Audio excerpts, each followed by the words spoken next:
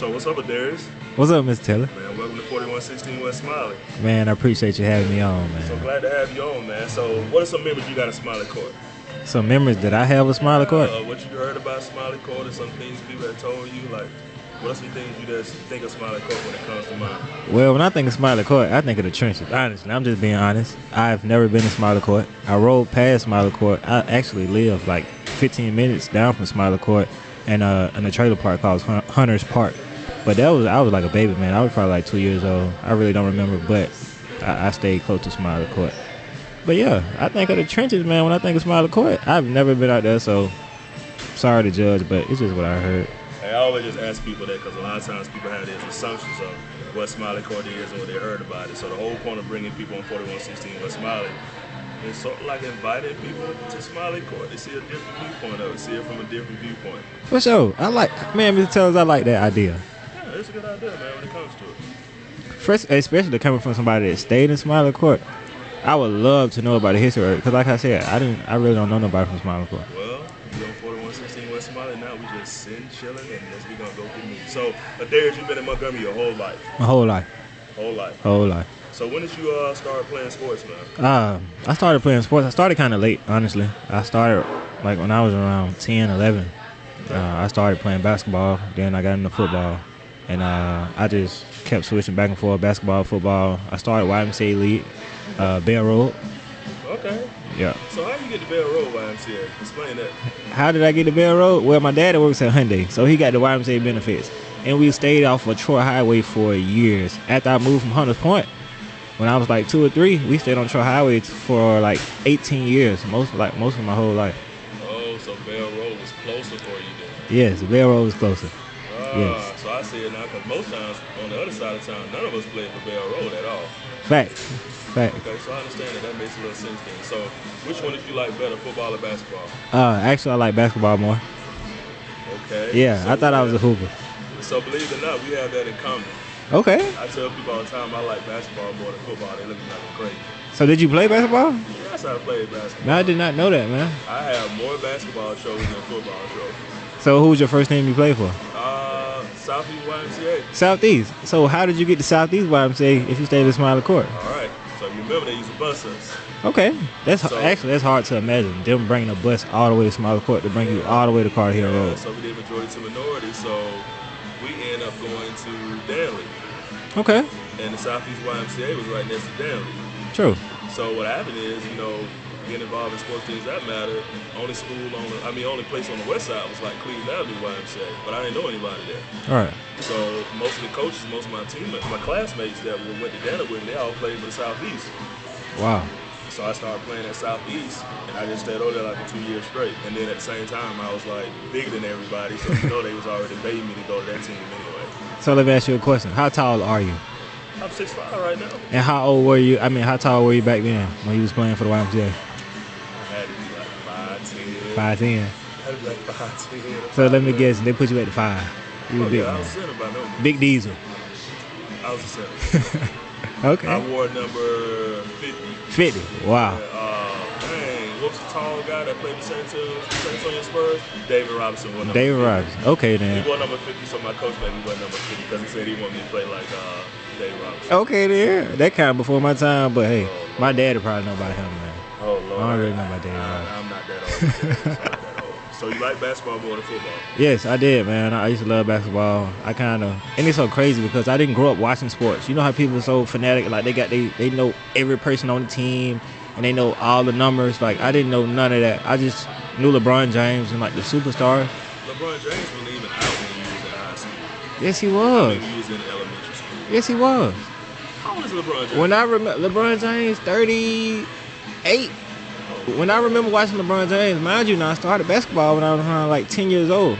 So my memory of LeBron James was when they were playing the Celtics that year with Paul Pierce when he was in Cleveland. They ended up losing. That's when I remember LeBron James, and I became a fan instantly. Oh, so you want them bandwagon people? Yeah, I'm LeBron. Wherever LeBron go, that's who I'm a fan of. Well, you know how I feel about him. How you feel about LeBron? Hey, I'm not a big LeBron fan. You a hater. That's what they say, but y'all have just been brainwashed. Mr. Taylor, what's not to like about LeBron James? I'm not gonna get into that discussion. Exactly. I will tell you Exactly. this though, something unique though. I bought my first pair of LeBrons. Okay. No, I didn't. I got them as a gift a couple of weeks ago. So did you wear them? This question, that question is going. What shoes I have on my feet right now? You got on Jordans. Okay then. So are you gonna wear the LeBrons? I think about it. Man, come on, man. You can't be that far. And you're not even that old. You probably didn't even watch Michael Jordan like that. Yes, I did. Mr. Taylor, how old are you, Mr. 41. 41? Okay. You probably caught him. Yeah, I did. His whole career. When he played for the Wizards. I did watch a little bit when he played for the Wizards. I didn't watch that much, but a little bit. Okay. So I did know that. So, okay, you played basketball. So when did you get to a point where you started getting like, football is going to be my sport? When I got to high school, my head coach, Coach Lee Carter, he came from Carver. Lee Carter. Yeah, man. Shout out to Coach Carter, man. One of the best people, one of the best figures I've had in my life. He was one of the hardest guys I was up under. Well, he coached me really hard, and that helped me. That translated on and off the field. So shout out to him.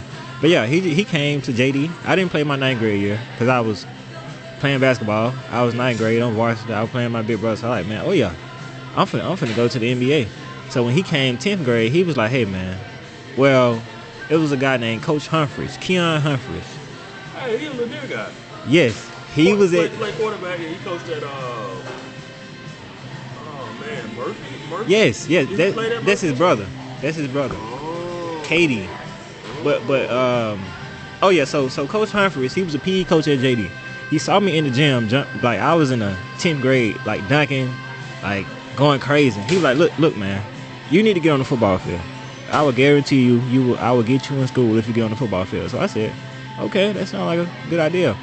And then going to JD, I quickly realized, like, because growing up, I wanted to be a veterinarian. Yes, I wanted to be that. I remember you telling me this. Yes. So growing up, you wanted to be a veterinarian. Yes, I loved animals. I was the guy that was always outside catching frogs, playing with cats, dogs. Like, I was that guy. But once I got to JD, I quickly realized, like, man, they not offering this. Like, I'm really not doing any work. So I was like, football might be my only way out. So you gave up on being a veterinarian because of the school system? Yes. Okay. Yes. So yeah. So he introduced me to Coach Carter. And when I did for the spring practice, I showed him what I could do. I could run, I could jump. He was like, hey man, listen, this is the key for you. You are not a basketball player. You're 5'10", playing the 4. You're not going to the NBA. He just told me flat straight. That's honest. That's pretty honest. Right. So I trusted in him, and I just took the football route. Okay. So what really propelled you to being this great high school athlete that you end up being? Some of it was most of it was God-given talent, and the other half of it was I worked hard.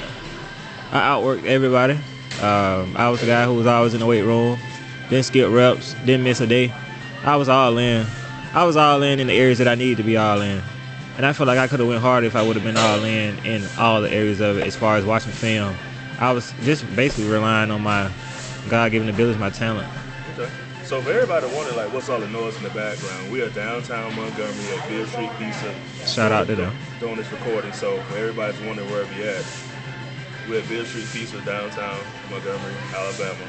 And Adarius says it has a pretty good vibe. So yeah. If you start seeing me like smacking or eating food in the process of that, just know that's what we're doing. To be like, man, what's all that noise in the background here? So that's where we at. So when did you really begin to realize that you were going to be a great football player, though? It was the spring of my junior year. And I got my first offer. I was at an Alabama State basketball game, and Coach Carter had walked past me, him and the rest of the staff, and he was like, hey, man, I got some good news for you. Come holler at me tomorrow. I said, okay. So I went into the office, and he was like, man, Troy want to offer you a full scholarship. And once I got that first offer, I had so much confidence, and I was like, man, this is the way. This is the key. This is going to be my way out right here. So once I got that first offer, man, it just propelled me. Like, I started to go even harder. So, Troy was your first offer? The first offer. So you were just talking about that a little bit, but going on what you said, how'd that make you feel getting that first offer? So Troy's right down the road for you. In which I didn't know. Before I got the offer, I've never heard of Troy. Believe it or not. Man, you been for real? I'm so for real. I wasn't the guy who was around the city a lot. I was always, I don't know.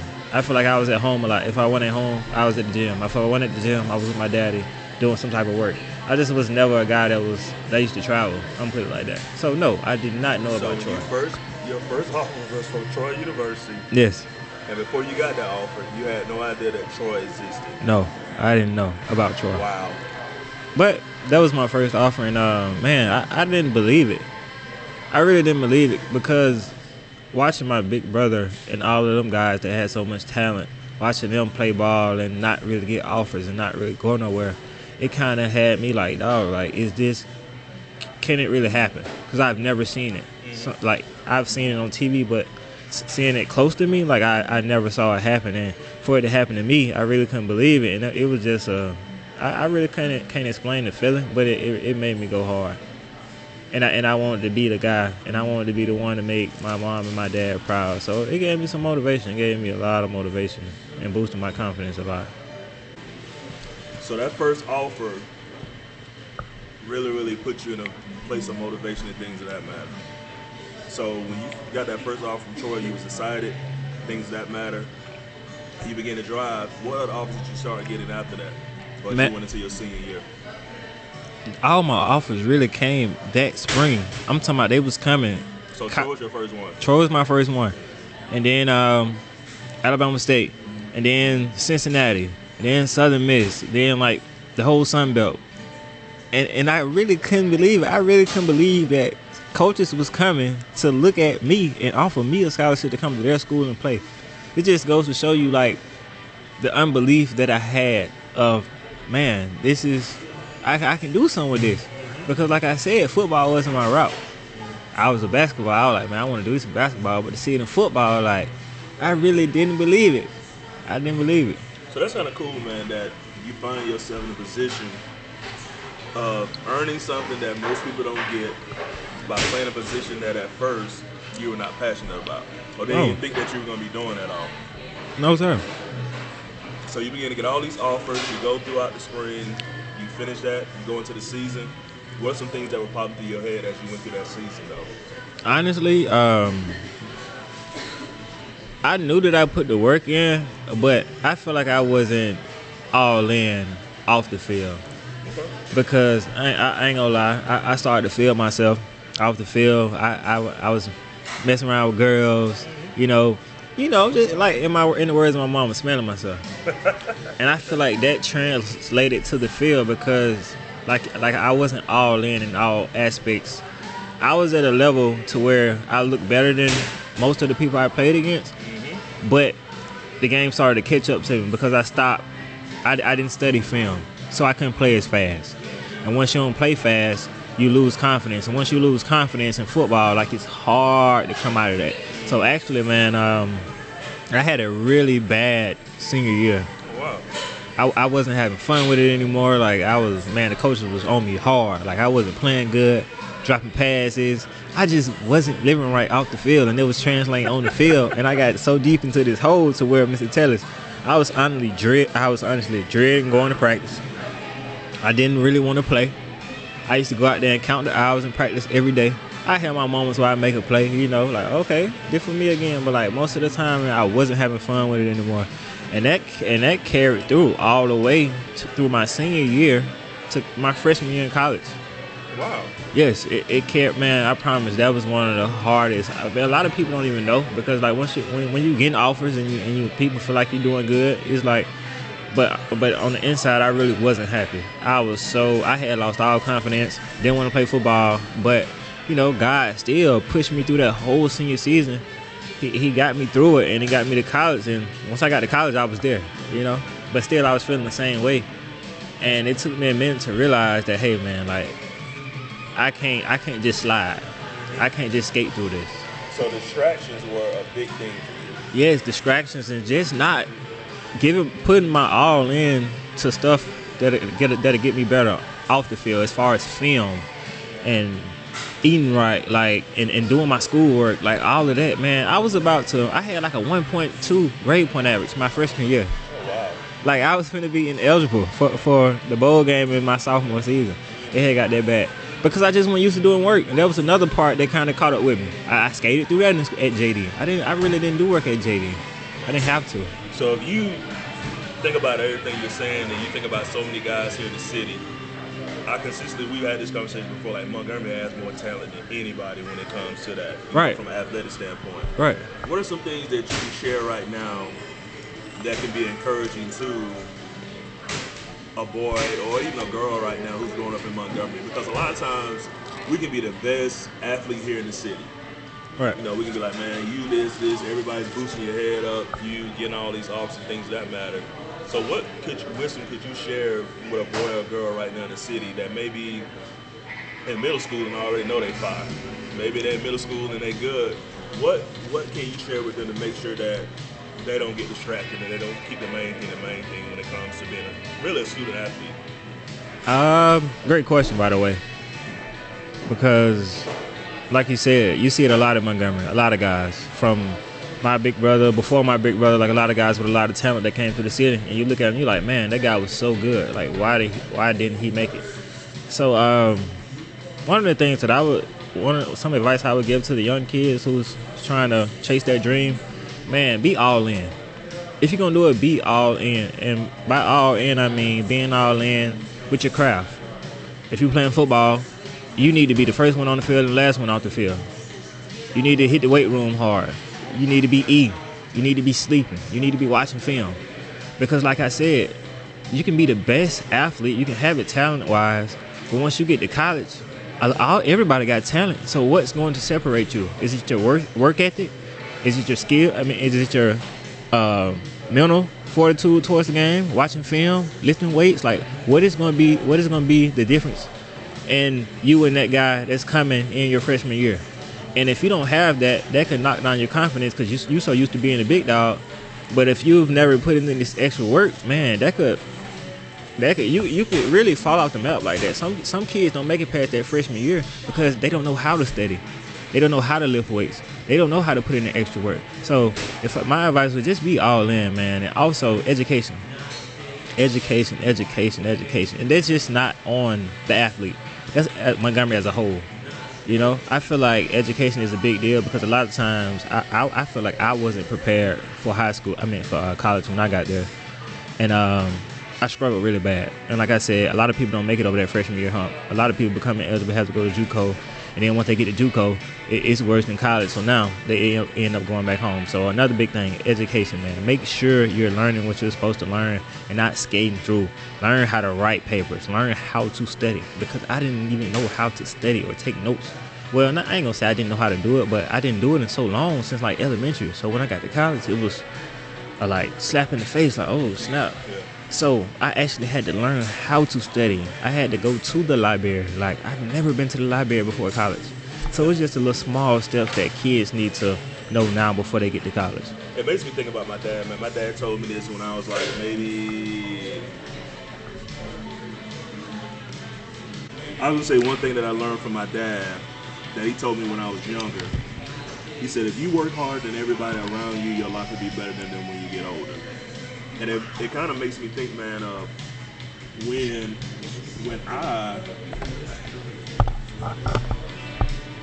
I first got to Troy, I struggled academically too, due to the fact of it is like I never really was taught either how to be a student athlete.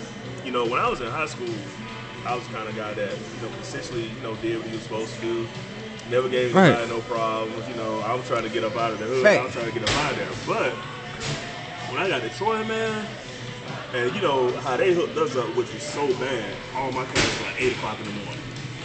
So I had workouts at, I think 5, I had to be up at like 5:30. So I had workouts, then I had to go eat breakfast, then I had to go to class at 8 o'clock. Wow. So you looking at a kid, I'm like, there's a time I'll never forget, man. I always told my teammates, man, I want to beat their butt up for this. I used to have music class on Tuesdays and Thursdays. Mondays and Wednesdays and Fridays at 8 o'clock. Man, I used to be so tired, I would fall asleep in class and they would turn the lights off and leave me in class one time.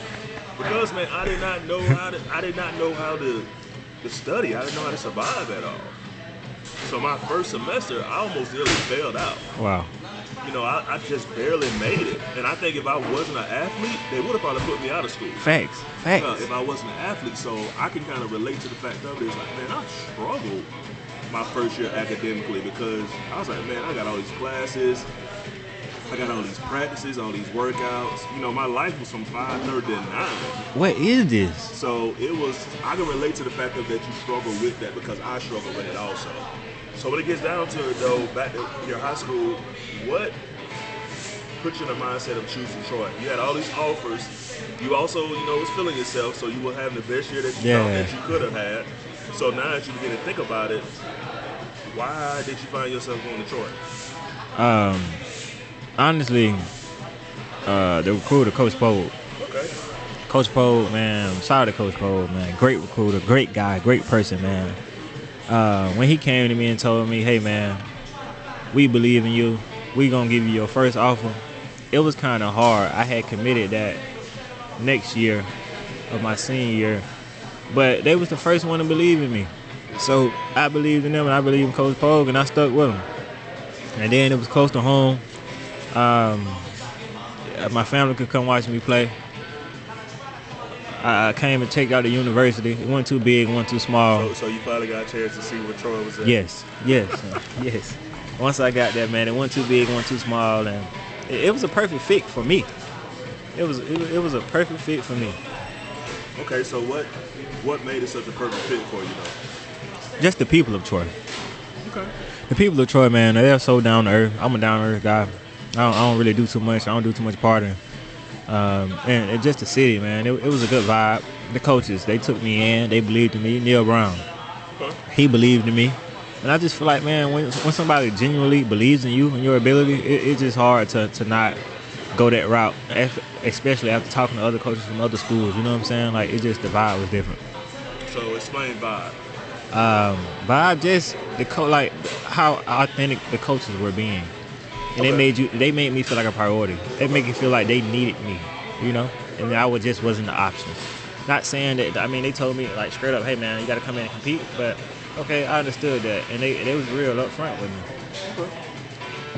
So you get to Troy, you're a freshman. We already kind of established the fact that you kind of struggle a little bit academically. How did that freshman year really cause you to grow up a little bit? Man, I'm talking from classes, from, like you said, 8 a.m. classes. I remember, man, getting up, being so sleepy, working out at 5 a.m., having to go to a class at 8 a.m., and you're a freshman, you got to get used to them workouts, the morning sprints. Listen, man, I used to go in class. First off, I used to walk to class sleeping. I used to get into class and go to sleep. And I used to leave the class still sleeping. Because, now, like, as an adult, once I get up, I'm up. I get up and get to moving, I'm up. But, no, throughout the whole time, I would be sleepy, walking back to class, literally sleepwalking, walking back to class. From the studying aspect, like, the teachers not caring that, hey, you're an athlete, like, hey, no, you have to do your work. Like, there's no, just because you're an athlete, you're going to pass. Like, no, like, that hit me in the face. And, like, football, I was so far behind because I've never watched film. We used to watch the film after the game from JD, but I never really, I ain't gonna never say I didn't watch it. I didn't understand the game of football. You were not a student of the game. I wasn't a student of the game. I didn't grow up watching football. Like, I wasn't that guy that knew defenses or had a favorite player in football. Like, I didn't have a favorite team. I didn't watch college football. Like, it's just something I actually just fell into and just was a raw athlete in it. So once I got to college, man, it was so bad. I didn't know how to read defenses or nothing. I was playing so slow. And I had a chance to play. That's the part. That's the crazy part. I had a chance to play. I had an opportunity to play as a freshman. What hindered you from that happening? Didn't know what to do. Didn't know the plays. And in college, like, it ain't no, okay, because you're the best player, you're gonna be out here. Well, in high school, we ran the same play for 4 years, so I eventually got it. Gotcha. I never didn't watch film. I never watched film in high school, but I was so gifted athletically that I had to be out there. Like, I wasn't finna come out the game. But in college, it's you don't get that many opportunities. You get one shot, And on offense, like if the OC can't trust you, you will not play. You can get you can kind of slide on defense, but on offense in college, you can get so buried underneath that depth chart, you will never see the field. After they done with you, they done with you. That's one thing about college. And that's another, some more advice I would give a young guy. Make sure you're studying. Make sure you're doing your stuff. Got the right attitude and you're coachable. Because in college, it's no, hey man, you got 5 other guys that can run. But if I got 4 guys that can run and 1 guy know to play, guess who's gonna play? That 1 guy. Yeah. So, yeah. So your freshman year was a struggle. So did you end up getting redshirted your freshman year, or you still got a chance to play a little bit? How did that go for you? I actually still got a chance to play, even through that. Wow. Oh wow! I still got a chance to play. So I didn't redshirt. So tell me the first game you played in. The first game I played in was the first game, and I did good. I got in. I got some garbage minutes, but as a freshman, getting garbage minutes at the end of the game, it's time to show what you can do. Yeah. It's kind of like a JV game. So what was the first school y'all played that year? Austin P. I remember that, 2016. That was Austin P. I got in. I made some really nice catches. I think I had like 3 catches for like 40 yards, but still, as a freshman, I was like, it kind of got my confidence up, man. I was like, okay. You know, I was a freshman. And like, that kind of gave me some momentum going into the next week. But still, I didn't study film, so. So even despite the fact that you struggled, you still played that first game? I still played, and that's how, man, I just know God was with me, man, and I had all the opportunities in the world to do what I could do. But it just took me a minute to get, it took me a minute to get it. Like my coach, my defensive coordinator, Coach Vic, he used to tell me, Wesley, you don't know that you don't know. And at the time, I didn't know. I thought I knew. I was making excuses for myself, faking it to myself, lying to myself, saying, hey, man, like, they just don't want to put you in, or you know what you're doing. I didn't know what I was doing. And I didn't ever own up to that and do anything to get better at it, so I was in the same position I was in. So back to that first game, though, how did it feel, man, playing in your first college game? Because that had to be a home game, right? Home game, yes. So how did that make you feel playing in your first college game? You were 1 far from home. You had to have everybody there. So how did that feel playing that first college game? Honestly, Mr. Taylor, I didn't feel nothing, honestly. It's like, I don't know. It's like I was always looking for that feeling. Like, man, when I do this, I wonder how they're going to feel. I'm going to have that feeling. But I never really got that feeling playing sports. Like, I never really had that feeling of fulfillment or, man, this is it, I was always looking for it. I think I was going to get it after that moment. But after that moment, after I made them couple catches, I went to the sideline. I went home. I posted a picture. I was happy for the likes on my picture. But outside of that, it was like, I really don't feel nothing. So this goes back to that scenario again. On my last podcast, I was talking to Marcus Rogers, who I hope has a great season this year. And I was sharing with him, man, about my athletic career. Of playing college ball, high school ball, pro ball, things of that matter. And I began to realize that I always felt some type of way about playing sports. I really began to tell myself and came to the realization that I didn't love sports at all. I was playing it as an outlet to get me out of some circumstance that I was in. But when I was really beginning to look back on it, I really didn't love that game like I really thought I did. Facts. Wow. And it was kind of weird that I got older and I began to realize that way, because there was times when I was in college I felt the way you was feeling. Like I did everything I was supposed to do. We won. Our team won. I achieved something, but I went home like there was really no. What's next? Yeah, so that was always a weird thing for me. Because it began to, like I told Marcus, I began to realize, man, I was like, man, I don't think I love this thing at all. So I just want to bring that up because a lot of times, a lot of us, people don't realize that a lot of us, we play sports because we love it. Some of us play it because we're passionate about it. Some of us play sports because we want to be competitive. But also some of us play sports just to get us out of the circumstances of what we're facing. I'm a kid that grew up in Smiley Court and Gills Village. So sports was my way to get out of the hood. Right. It was a way for me to, get out of the trap and make sure that I was doing something for myself and that my family long term would be impacted by that. So Just interesting that you said that, man. Even after playing the first game at home, and you still got a chance to get in there, didn't really deserve to. Didn't deserve to. But you walked away with no feeling of fulfillment at all. No. And I used to always look at other guys like, man, I want to have that passion they got. Not really that passion, but I want to feel what they feel. I want to feel what they feel. Because they look really excited. And deep down, I wasn't happy. I was not happy. Even when I was playing my best. Even when I learned all the plays. Even when I had the opportunity to become a starter. Even when I was in the spotlight. And my time had came to where, like, it was my time to kind of step up and be that guy on defense. Like, it still wasn't fulfilling to me. You know what I'm saying? I was just like, So how the rest of your freshman year went, though? Oh, it was bad. It was bad. It was average. I was on special teams. I got in a couple plays when they needed me to get in there and give a guy a breather. But I embraced that role. I was a guy who never complained. I just did what the coach told me to do. That's all I could do.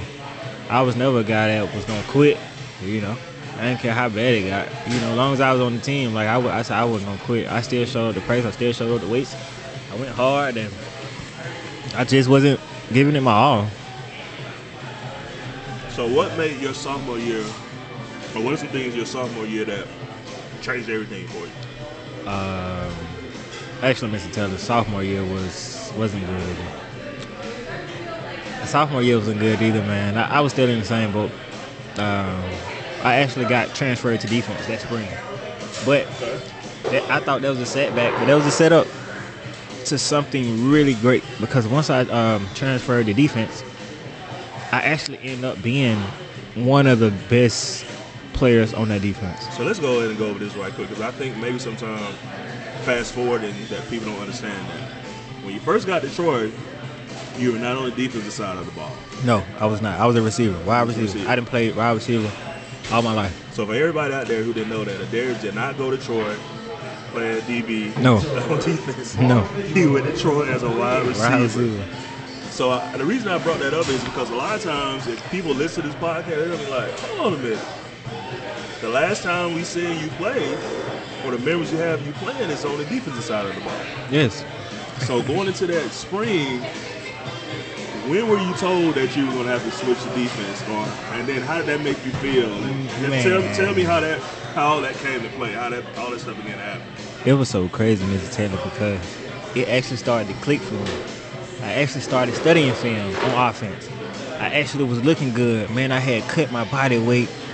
I was eating right. I was cut up. I was getting in and out of my routes. Like, they believed in me. Like, they was that guy that they saw in high school that, man, this guy can be really good. I was that guy again on the field. But one day, man, I'm talking about we in spring drills, workout drills in the middle of a drill. And Coach Neil Brown said, hey, man, he on defense now. He didn't even sit down and tell me.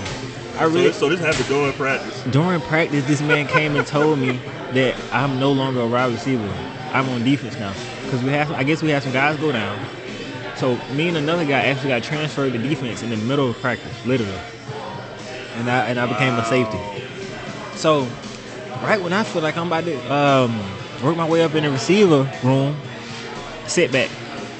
Boom, you on defense. What? So now I'm on defense. I've never played defense. I don't know what I'm doing. I'm just an athlete. So you never played defense out of all your years? I mean, I played them from packages. I played at 7-on-7. I was a corner. Like, I was athletic enough to play it. And crazy thing, when we get to it, I'm gonna talk about it, but I feel like I should have been playing defense. I feel like I should have been playing defense. Just because of how athletic and fast and physical I was, I wasn't always that guy, but when I really got to my peak in football, I feel like I look back like, dude, I should have been on defense. But go ahead. No, I just want you to go into more detail, man. I'm just trying to imagine. I want everybody to see you right now. You're in practice, going through drills. I don't even know what the drill was. I don't know if it was a ball getting thrown to you or whatever. Y'all was working on a route or whatever. So Neil Brown just walk up and say, hey, man, you're not on offense no more. You're on defense. So did everybody pause? Did time stop? Like what really happened during that time period? Actually, my coach, my wide receiver coach, had got mad a little bit. He was like, "What the world? Like, what you doing?" And I'm like, "Man, what the world? Are they for real?" 'Cause I didn't believe it. Yeah. So I'm like, me being a guy I am, I ain't talk back. I just ran straight over to the defensive side and started drill. All right. So now everybody on offense looking at you crazy. That now you've been told to go to defense. Now you go to defense now, and I have this. I'm trying to get the visual in my head. What kind of jersey did you have on? What kind of jersey? Yeah. What color did you have on? Cardinal. I had on a Cardinals jersey. Okay, so I had on offense. I had Cardinal jersey. Yeah. Now you go over to defense. And I was the only Cardinal over there. So what happened when you went over to defense? How did everybody on defense look at you? I mean, they were just looking at me like I was a quiet guy. I ain't really talking to many people on the team. So what did Coach Poe say when you went over there then? I mean, I went over there as a safety. Coach Poe was a cornerback coach. All right, so you was with Coach Vic, yeah. So what did Coach Vic say when you went over there then? He was like, man, listen, man. I mean, I think they was talking behind the scenes about like Coach Vic was like, hey man, I'll take him. Because they knew I wasn't gonna play on offense. So Coach Vic was like, hey man, I'll take him. And I was so gifted athletically that he saw me over there. He saw my footwork, and he actually stopped and told me. He said, "Wesley, look, man, you got the best back pedal in the room. You got the best footwork in the room. Like you can really be good on defense."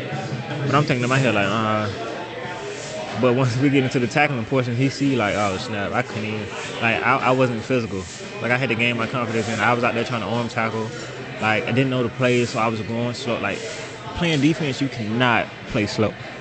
By all means, because you're gonna get mauled. You're gonna get embarrassed. You're gonna get ran over. Like it's gonna be bad. So, and being over with Coach Vic, he old school, so he was on me every day. He believed in me. He was on me every single day. I didn't know a play. I didn't watch no film. So I would go out there every day and mess up on the same stuff, and he would cuss me out every day, every time I messed up. So I went into another hole. I was back in the hole. I lost all my confidence. I was like, man, this ain't for me, man. And we actually had a one-on-one meeting, and he was just like, Wesley, man. Because at the end of the spring, he counted up like all the players, and he was like, man, you had this amount of tackles. I had like 2 tackles out of 16 practices. Oh, wow. Not physical at all. So he told me, hey, man, like, if this ain't it, man, you could just transfer. I've never heard that. I was so used to being the best. This man literally sat there and told me, look, man, this might not be for you. You can go back to offense or you can transfer, one of the two. Oh, wow. Yes, he told me straight So up. this was like your little exit. In my exit, man, yes. So how did that make you feel, man? I felt bad. I've never been told something so brutal. So when you got told that, what's the things beginning to pop in your mind then? My family, what they gonna say when I come back home after being basically cut from a college team. Wow. That's just a disappointment to my friends and the coaches and everybody who believed in me, man. Like it was just I felt really low. But like I said, I thought it was a setback, but it was a setup because it eventually it became the best thing that ever happened to me. So did you ever think about transferring out of that? No, never. You never thought about transferring? No. All right. I wasn't that guy. All right. I wasn't that guy. So you know now that's a norm now. Yeah. That whenever you told what Coach Vic told you, most guys gonna hop in that portal. Right. Say, man, I ain't got no time to be sitting around here waiting. They don't want me here. I'ma leave. What made you want to stay though? Because that's very important. Because you know, just like I know, players get told what Coach Vic told you, they gone. Right. I just never quit anything in my life, and I can imagine going home to my mom and dad and telling them I'm not on the team no more, or I wasn't good enough. Like what? Like that would have been the biggest disappointment ever to me and to my coaches. I wouldn't have been able to show my face, you know, just because of who I am and how I handle myself in high school. Like I don't care if I would have sat the bench for 5 years straight. I wasn't going home. If I wasn't playing, I was gonna have a high GP. I was gonna do something. I was gonna be the biggest cheerleader on. Like I wasn't going home. So if you didn't have people around you that that didn't have high expectations of you, you probably would have walked away. Yeah, I think I would have. And I mean, honestly, man, when you never quit nothing in your life, you just don't know. I didn't know how to. Like, even if I wanted to, I didn't know how to. Or even, like, go tell a coach, like, I don't want to be here no more.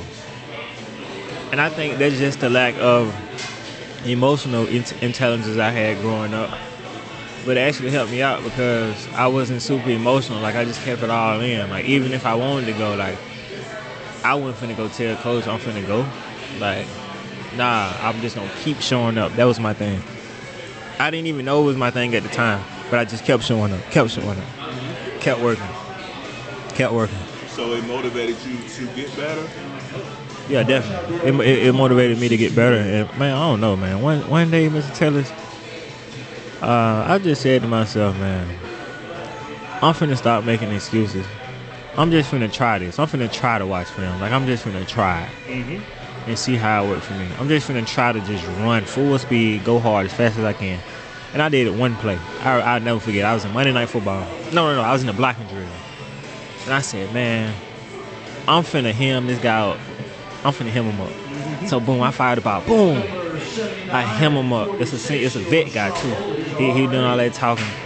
I was always good in one-on-ones and covering, but I wasn't physical, so he never played me. Coach Vic, he loved physical guys. But mind you, I never played defense, so it took me a minute to get to that state, to that point. So once I got done with that drill, Coach Vic pulled me to the side. He said, Wesley, if you play like that every play, you'll be an All-American safety. Okay. He said it twice. And again, so he never told me anything good. He never encouraged me because I was always messing up. So to hear that from him boosted my confidence so high. Like, after that, I was full speed. Like, to the point where I didn't care if I hurt myself. Like, I was going to run, like, through a wall. It got to that point. And it was up ever since. Once he gave me that confidence, once he told me, Wesley, if you play like that every play, you'll be an All-American safety. He told me twice. And another coach came to me and said, hey, man, that's what I'm talking about. Like, where that been? I was like, oh, snap. I could do it. And it was up for them. Now, I just wanted to share this. Adarius just said that, again, for all you coaches out there who have players that maybe get on your nerves, so they seem like they're not getting any better, or it seems like they're not hearing what you're saying, your words have power. And they can greatly put a player in a position to do well and also a position to not do well. So always be reminded that our words have power, and more than anything, man, that coaches have greatly influence on how we view ourselves and how we see ourselves as athletes. So I just want to throw that out there for all the coaches out there and all the players out there too, and realize that sometimes your coach may be getting on you, or your coach may be seem like, man, he just won't let up on me and things of that matter. But I always remember Herm Edwards saying this when I was with the Jets. He said, the day that your coach stopped talking to you, the day that your coach stopped pushing you to get better, just know your time for to run out here. and I agree because Coach Vic didn't let up on me every single day. If I would mess up on a play, he would tell me, Wesley, that's not right. And it's so crazy because he would get on me so bad that I would just kind of like, I didn't want to talk to him. Like, it was just like, I dreaded going into the film room. So you know who taught me the defense? Coach Poe. Okay. I had to go to Coach Poe, and he broke it down for me. Like, and just another thing for the young guys, like, you might be with a coach who his teaching style, you just can't learn from him. So you might have to go to somebody else and let them teach you in a simpler way, and you can learn it. That's what I had to do. I had to go to Coach Poe, and he taught me the defense. And he dumbed it down so far that I was like, oh my God, it was this from the jump. I'm talking from the formations to everything. Because Coach Vic, like, sometimes a teacher could be so smart that you just can't really learn from him. He know it, like, he know the ins and outs. So he not finna go down to the basics. Like, he don't know how to dumb it down. He know what he know. He made the defense. So it's like, you know, he gonna teach it in a way. But for me, Coach Poe had dumped it down so much, man. I was like, wow. And once I learned that, man, like, it was up. So you go full speed, you get that encouragement. Seems like a whole new life change for you. Man, I'm a whole new guy. Like, everybody on the team, like, dude, I don't know what happened to you. I became a leader. Like, I always been a leader anyway, but it actually came out, and I actually began to lead guys that was older than me, and they was like, oh, like where this come from?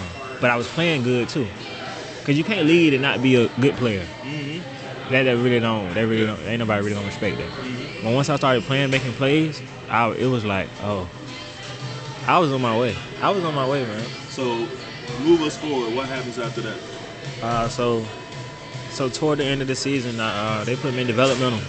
So basically, I'm working out. It's kind of like a red shirt deal. Where I was working out with the red shirt guys during the season. So I'm lifting heavy, but I'm getting bigger, faster, stronger. Toward the end of the season, I start playing. I go tell my coach I have to go tell the linebacker coach. I'm like, hey man, and this so crazy, Mr. Taylor. I was just playing when I told him that. I said, man, put me on kickoff. He's like, you ain't for real. I said, man, I'm for real. Put me on kickoff. So he put me on kickoff.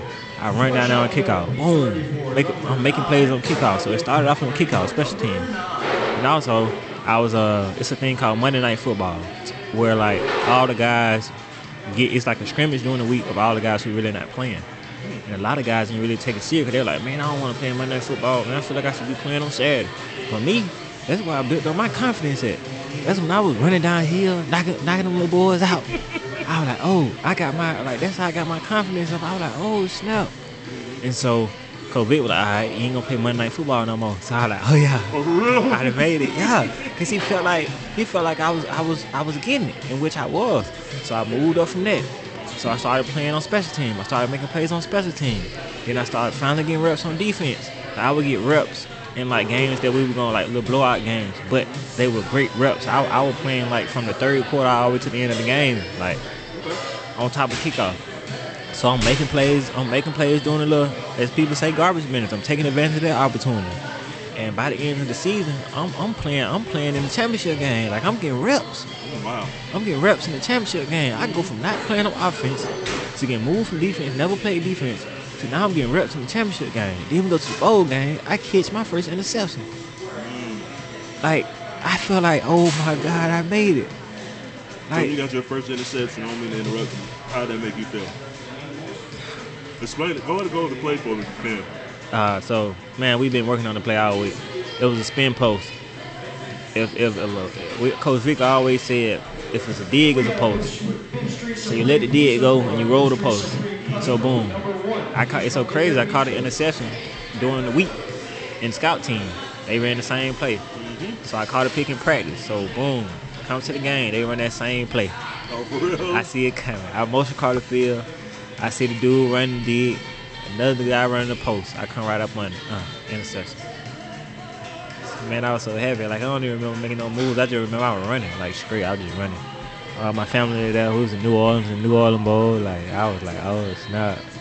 That is big, man. For all that happened in such a quick time. It was quick. It was a light switch, man. I'm telling you, it was like a light switch. And I feel like it all came from me actually, like, okay, I changed my attitude. I told myself, man, I'm not going to let nobody affect how I feel. Like, I only control that. Like, I'm not finna let Coach Vic, it don't matter what he say, I'm not going to let him affect how I feel. Because he used to tell me stuff, man, well, my whole practice was over. My whole day was over. I was dreading coming in there. But it got to a point to where it didn't matter what he was telling me. Like, I was still ready. Let's go. Like, next play. So I changed my attitude. I changed my habits. And I was making plays. Like, it was, man, I was playing high. Like, everybody was like, oh, he up next. So y'all win that bowl game, right? Mm-hmm. So y'all win that bowl game.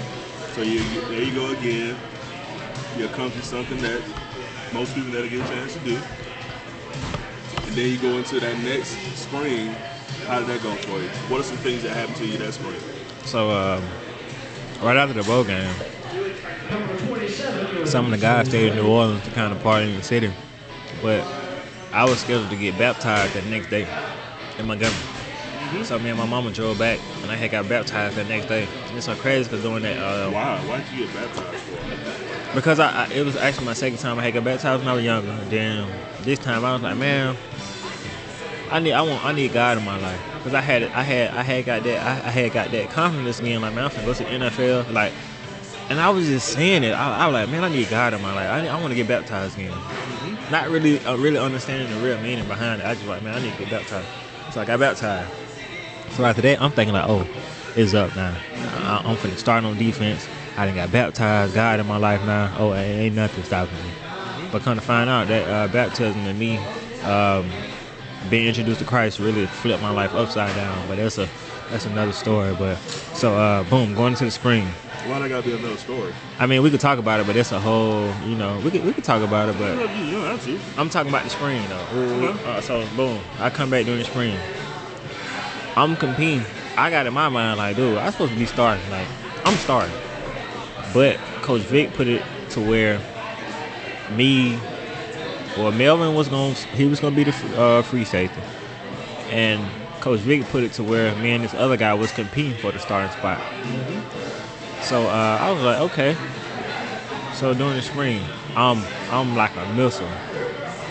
I'm talking about I'm a missile. I'm coming down here knocking people out. Like that was a great spring for me. I just kept building that confidence. Then I pledged that spring, so I really felt like I can run through a brick wall. Nah, I'm knocking people out. So you pledged. What do you mean by pledge? For people don't know what that means. I pledged to Omega Psi Phi Fraternity Incorporated, the greatest fraternity around. So yeah, I pledged. So I felt like, man. First I done pledged. I just choked on my piece for everybody out there listening to me. But shout out to the brothers. Yeah, man. So I pledged. I got baptized. I finna start on defense. So I'm like, life is just great. Like, I'm on this high. So let's back it up right quick. Why? I gotta clear my throat for everybody that listen to me because y'all know how I be feeling about stuff. So out of all the fraternities, especially the fine ones anyway, what made you choose Omega Psi Phi? Honestly, I didn't even do it for myself. Like, most of the reason wasn't for me. It was for people back in the city. And a lot of my coaches was Qs. Like, all my coaches at JD, most of them were Qs. So, great guys. Coach Adams, seeing him and how he carried himself and how much of an influence he was on me. Merle Gilbert, his brother, like seeing all them guys in the purple and gold, that just really turned me up. And then they were like, man, hey, you want to do this? And then me and one of my teammates, well, a couple of my teammates, we used to do it back in JD. We used to act like we the bruh. We used to do little hops, you feel me? And we was like, man, we going to do that. But people used to tell her, like, Coach Evans used to tell her, man, like, this ain't what you want to do. Like, it's hard. Like, so me, I'm like, man, I'm down for a challenge. So I was like, man, I'm going to do it when I get to school. But it wasn't really, like, something on my mind my freshman and sophomore year. You know what I'm saying? When the time came around, I was like, man, I'm finna do this.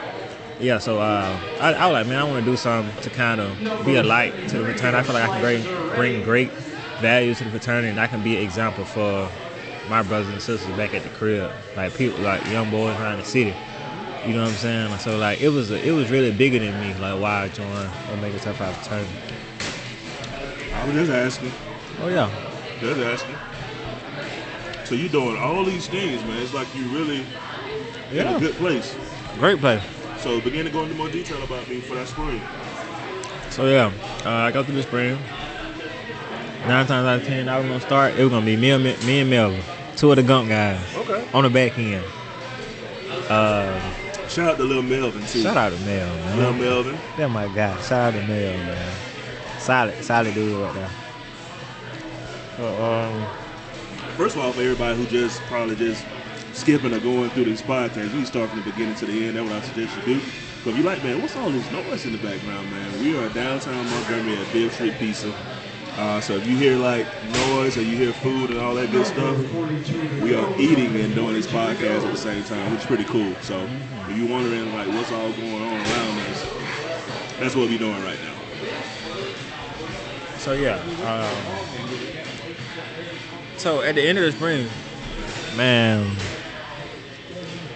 I'm getting these headaches. Like toward the end of the spring, I started getting headaches out of nowhere.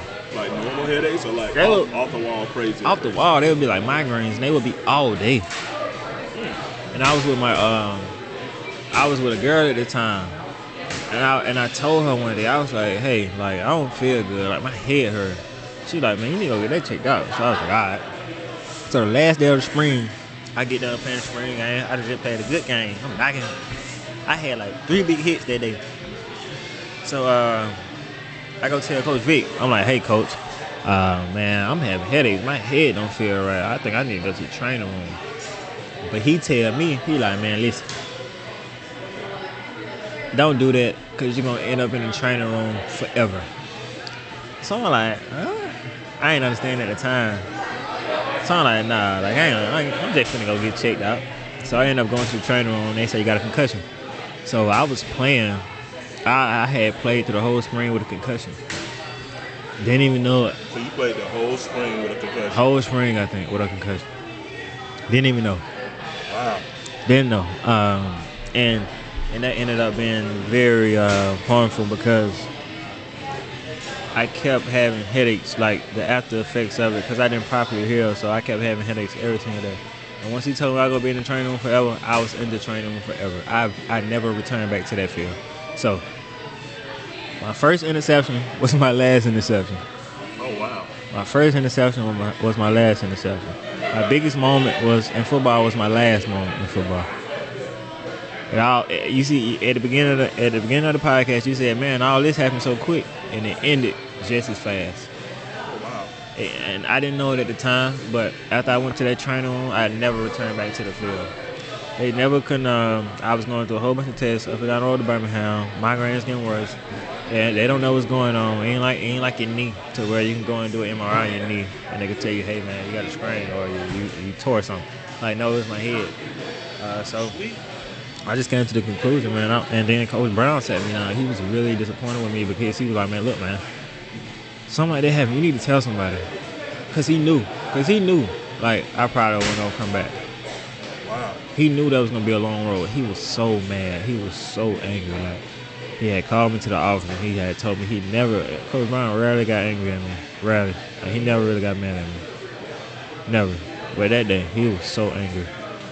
Because he said, man, he just wish I would have said something. But I really ain't know. You know, like I'm playing like, I'm like, man, it ain't nothing. And also in the football culture too, which has changed, excuse me, a lot since in your time period of experiencing that, you know, because how we were taught when it came to football was if you have an injury, you have a concussion, or you even have anything wrong with you, press your way through it. Mm-hmm. Fight your way through it. You know, don't get caught up in the injury. You know, be more mentally stronger than you are physical. You know, we just have always been taught that. So I kind of can understand the process of what you were dealing with during that time period because we mean, just like we both understand, that training room means that you're not going to play. Mm-hmm. That training room can also mean that somebody else is going to get in a position that you've been fighting your whole time to get. Right. So it's understandable for you to feel the way you feel. And it's also kind of weird that Coach Brown got mad with you because football culture does not tell us to speak up when we have injuries. I'll never forget, I got a concussion. And I was in 7th or 8th grade. Wow. All I know is me and this guy hit each other head on and time stopped. I got up, I was a little dizzy. And I was told, hey man, get up man, you're gonna be all right, blah, blah, blah. I go home to Smiley Court. All I know is any kind of sound, any kind of noise, any kind of light was like somebody literally was sticking a knife in my head. Oh, wow. So it was horrible. So all I knew was to lay in the bed and not move. What the mindset is, I'm going to get better tomorrow. In which a day or two I did get a little better and went about. But again, that was my first concussion. Nobody never probably knew it or whatever. Now, by me being educated, I understood I had a concussion. Right. And that really could have impacted me worse than that or anything. I probably I could have went home and never woke up. For real, though. You know, due to the fact of what I was dealing with, you know, from a physical standpoint. So Right. Coach Brown is upset with you. How did that make you feel, though, knowing that you was having these issues, though? Because you're at a point now where you're at a high. Yeah. You're at a high I'm point at a now. high. You're at a high point now. I'm at a high. So how does that make all you feel that now you're in this position where it seems like nobody can help you, nobody knows what's going on, and where you find yourself, where you see yourself going, how does this make you all think about everything? That was a very tough time. That was like one of the toughest times in my life. But it's amazing how God works all things together for the good. like I said, I got baptized. And I actually met this guy on campus. He was actually on a team. And he was a part of this group called Campus Outreach. And Campus Outreach was a group who, they were Christians, disciples, who would go around teaching people about the gospel. So up until my time getting baptized, I was meeting with this guy. And he was telling me about, he was just asking me basic questions like, hey man, like, what's your view? Like, what do you believe? Like, why you feel like you're going to go to heaven? And I was like, man, as long as I pray, as long as I say the Lord's Prayer, like, every day, like, I feel like I'm going to go to heaven. But he was like, what if you like, say you drive your car out on the main highway, an 18-wheeler come and hit you, and you haven't said the Lord's Prayer before you went to bed.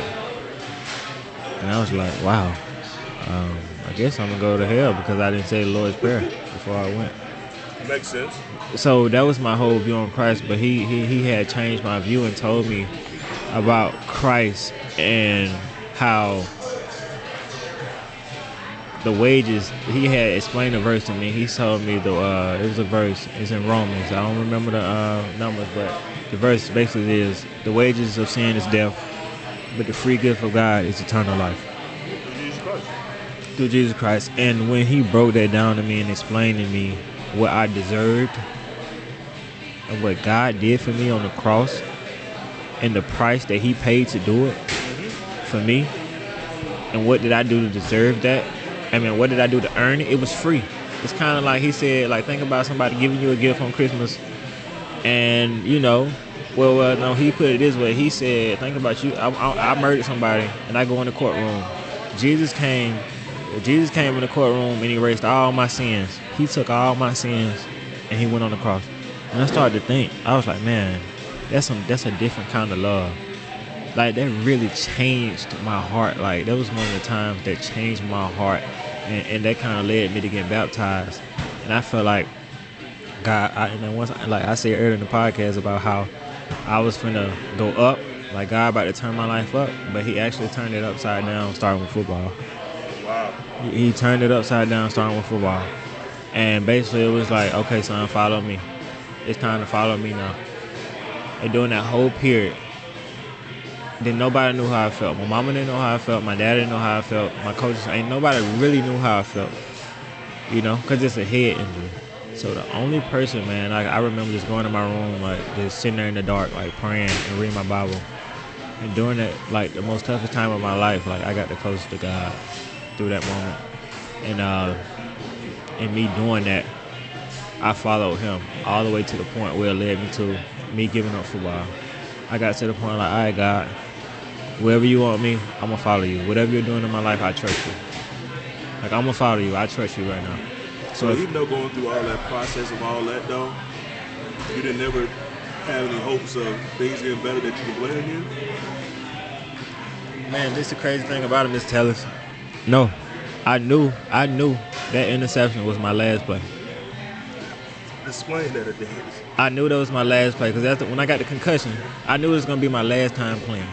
Because when I got the concussion, I just knew I wasn't coming back. You know what I'm saying? And I was praying. God, and I ain't gonna say God told me, but I let it go. A game I've been playing like since I was 10. I let it go, and I said, okay, God, I'm gonna trust you. Because and another big part in that was I was looking at my health.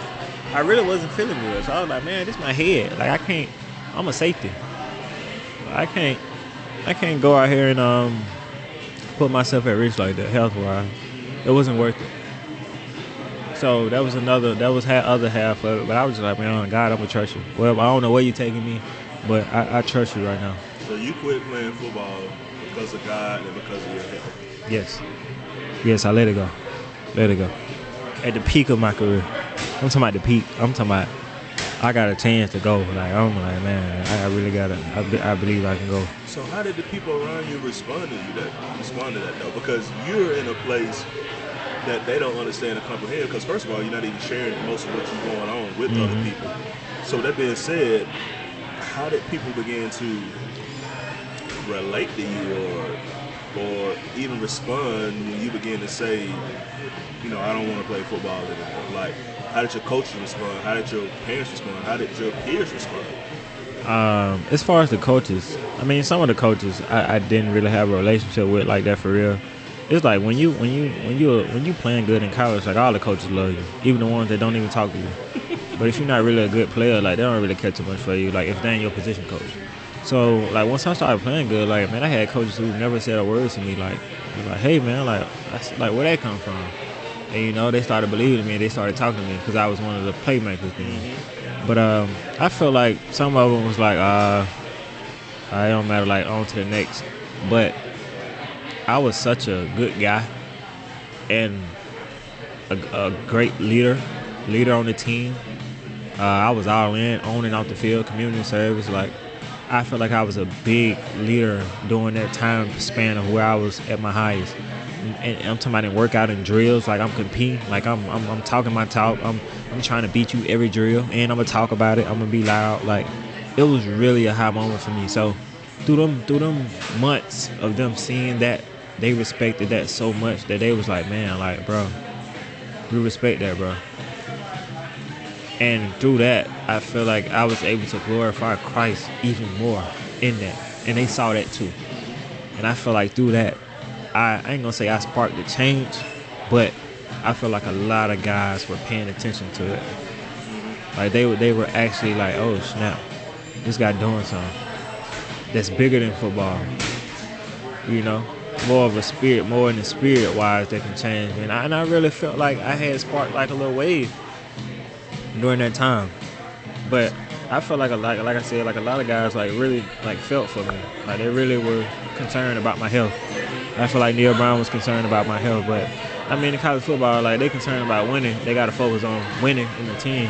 But I honestly feel like they were concerned. So how did your parents respond? How did your brothers respond? How did your family respond?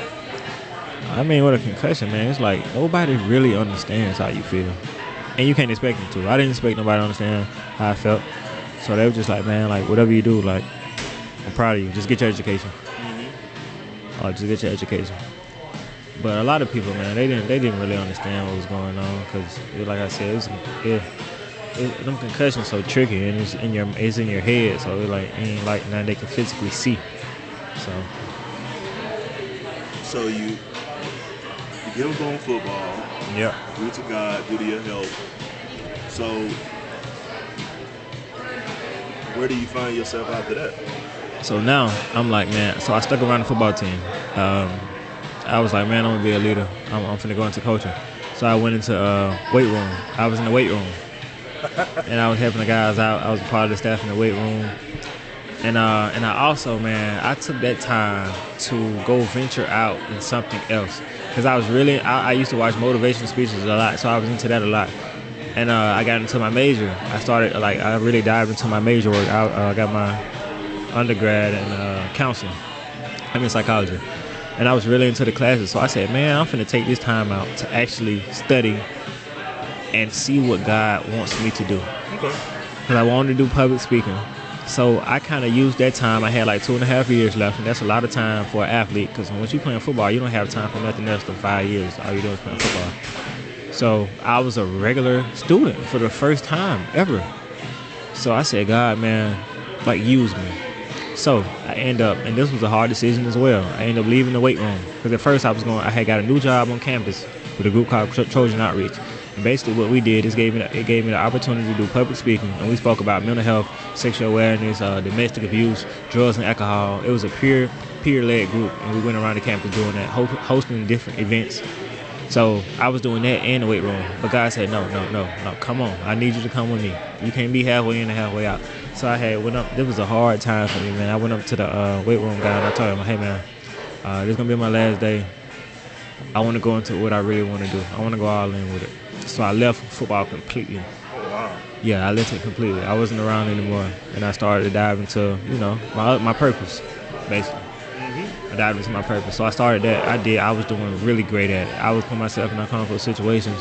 But I feel like during that time, like, I I influenced a lot of people, even guys on the team, seeing me go from football to a whole different avenue.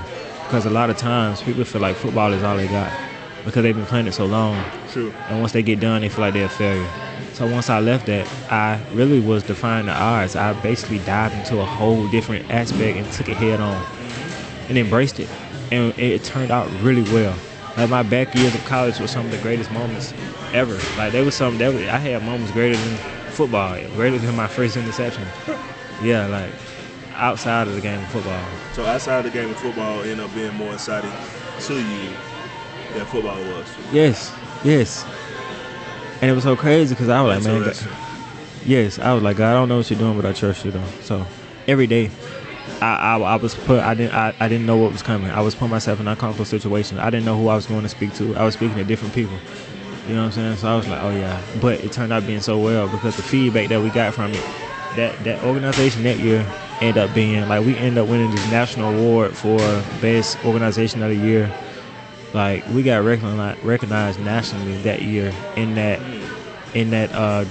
job, and that job has never did that. We did so well that year. Wow. Yes. So you finally graduated from Troy. Congratulations on that. Appreciate it. What do you find yourself doing after college? So after college, I came back. I had stayed for I had came back home, and I started working. But I always knew I wasn't done in Troy. So I had went to Globus for a minute and started making some money. And I got a call one day, man. It get crazy how God works. He was like, "Hey, man, you wanna come to grad school?" I'm like, "Yeah." He asked me that I want a grad assistant spot. I'm like, "Yeah, of course. Like, I've been waiting on this."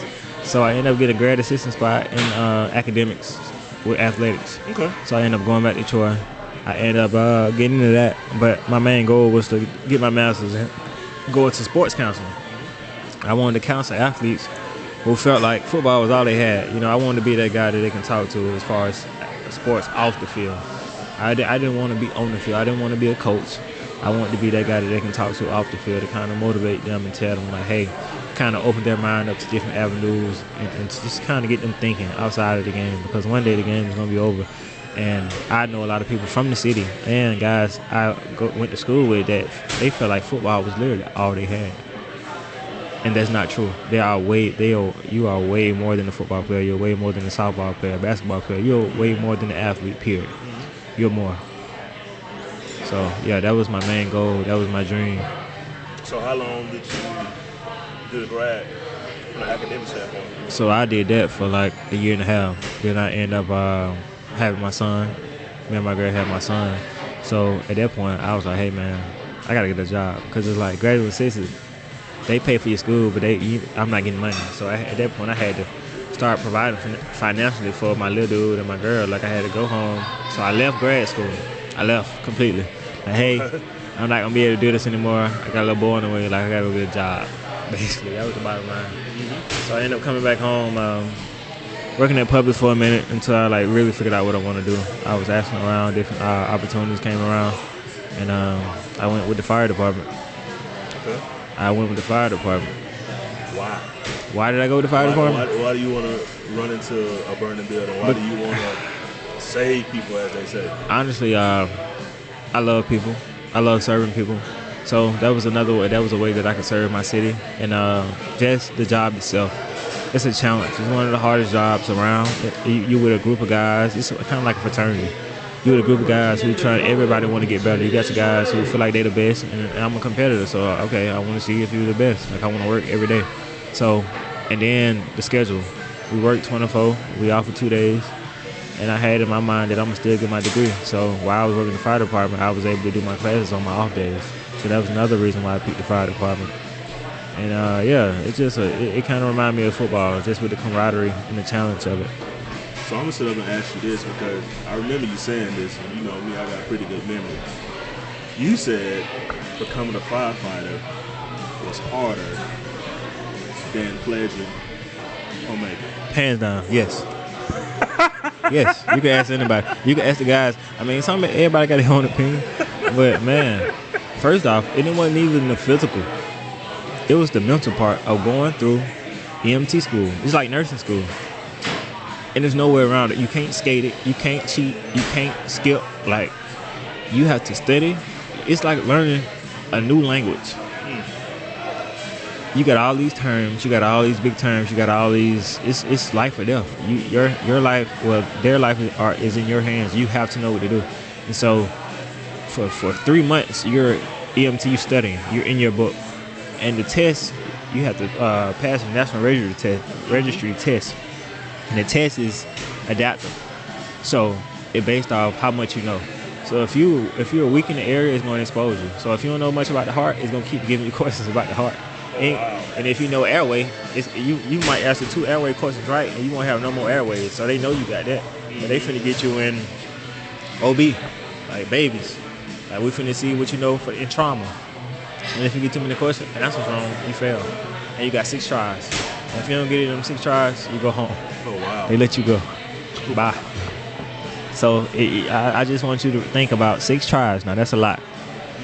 But just imagine though, like some people don't pass it in 6 tries. So as far it was harder than pleasure for sure. So when you think about life, Adarius, you haven't really been on Earth that long. I haven't. And you look at it from the day you was born to where you are now. Just give me a glimpse of what do you think moving forward you see yourself doing? What I see myself doing? I don't know exactly what I'll be doing, but I know that it would involve me serving someone else. I don't know exactly the job because I didn't think I would be a firefighter. You know, and I ended up there. So me trying to think, like I don't even try to think that far ahead to like what I see myself doing. I don't know honestly, but I know it would be serving someone else, and what I hope for it to be is sports counseling. Okay, so sports counseling. Yes, sir.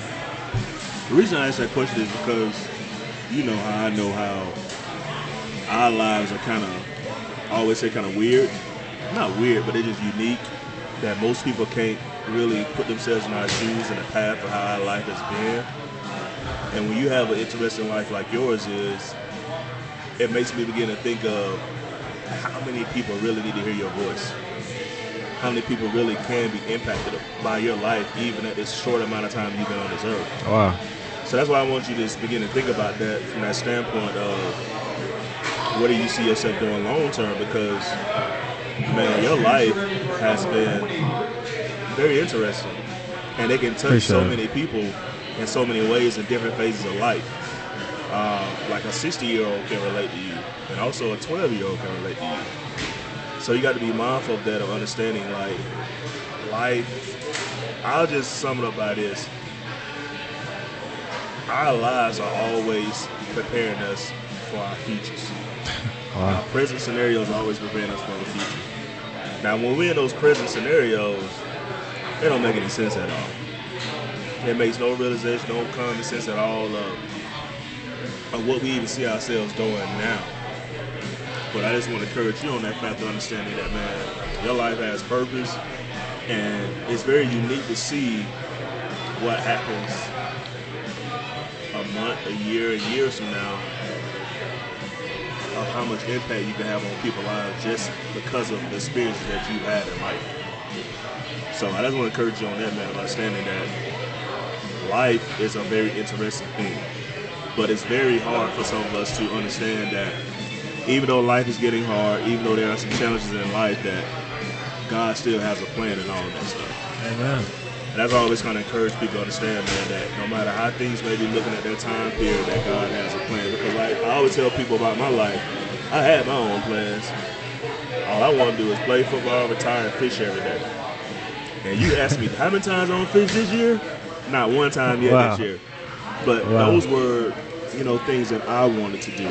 So I just want to encourage everybody out there who has listened to the podcast today that, man, God has a plan for all of our lives. Amen. It's kind of unique and kind of weird how things kind of work out and plan out. And even when we're not even doing everything we're supposed to do, that's one thing I want to share too. It ain't about trying to be the most perfect person or trying to do everything the right way. It's about just letting life happen to you, and then the process of understanding that God is with you while life is happening also. And it kind of makes things a lot more easy for you, but also you understand that He has a plan for your life. So it puts you in a situation of understanding that, man, it's all going to work out for my good. Amen. So, anything else you want to share with everybody before we end, man? Thank you, man. Thank you. Oh, no big deal, man. Thank you for being in my life, even when I don't even embrace it all the time. Even when on the times where I feel like I don't want to talk or I don't want to do this, like, thank you for really like being intentional with being in my life, not only my life, but everybody's life and all the people you've touched. And not really wanting to take, not doing it for the fame or for the money, like actually in the trenches, as I say, like actually out there helping these guys that need it. And like you said, like it takes a lot to deny yourself and do what God wants you to do every single day. So I just want to shout you out and tell you I appreciate you, man. My pleasure, man. You had to shout me out, bro. Yeah, I had to, man. Come on, man. I appreciate it. Even though you went to Lanier, yeah, it's okay, but I don't know. Be ashamed of that. man, I'm glad they need to burn that thing down. Well, I went to Sidney Lanier High School. Boo. And your children gonna say, Dad, did you go to JAG? Did you go to JAG High School? That's so whack, bro. That's so whack. I'd rather say I went to Lanier than say I went to JAG. That's all right. So I'm always gonna be a poet, no matter what. Rep your school, man. I'm gonna rep my school. I had no choice but to. But appreciate you being on the podcast, man. For sure. Appreciate you coming to 4116 West Smiley and sharing your life story and sharing, the great things don't happen, and also the bad things don't happen, but also realize that God has a plan in everything. Amen, man. Thanks for having me. Glad to have you, man. All right.